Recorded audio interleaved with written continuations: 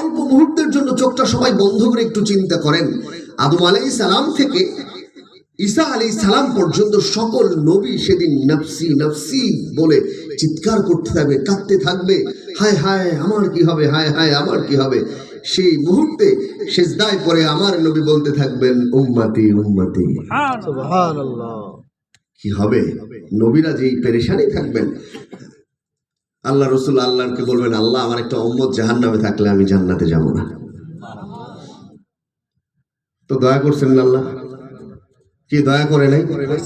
এত শ্রেষ্ঠত্ব দান করেছেন, সকল নবীর উম্মতের চেয়ে শ্রেষ্ঠ উম্মত উম্মতে মুহাম্মদ। সুবহানাল্লাহ। কোরআন দিয়েছেন, শ্রেষ্ঠত্ব দিয়েছেন, আল্লাহ কত ইজ্জত দিয়েছেন। তো আল্লাহ রাব্বুল আলামিন আমাদের মাঝে নবীকে পাঠিয়ে আমাদের উপর ইহসান করেছেন।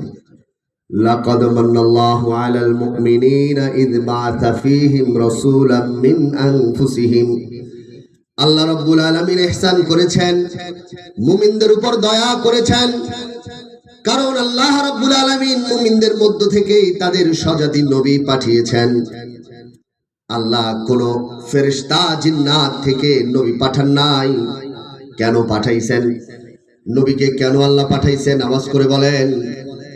দুনিয়ায় চা নাস্তা খাওয়ার জন্য, দুনিয়ায় ঘোরাফেরা করার জন্য না, একটা মিশন দিয়ে আল্লাহ পাঠিয়েছেন।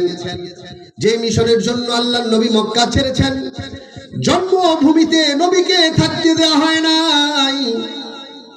রাতের অন্ধকারে জন্মভূমি থেকে তিনি হিজরত করছেন মদিনায়। তার একটাই দাওয়াত ছিল, কুলু লা ইলাহা ইল্লাল্লাহ। নবীর একটাই ভিশন ছিল, তোমরা বলো লা ইলাহা ইল্লাল্লাহ, আল্লাহ ছাড়া কেউ নাই, কেউ নাই, কেউ নাই।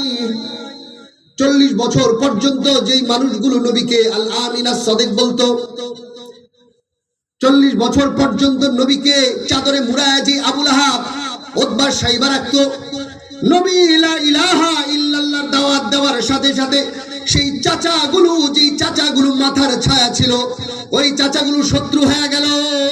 কথা বলেন ঠিক কিনা? একটাই তার মিশন ছিল, কুলু লা ইলাহা ইল্লাল্লাহ। গোলামি কার? আওয়াজ করে বলেন, দাসত্ব কার? গোলামি কার? কোরআন কার?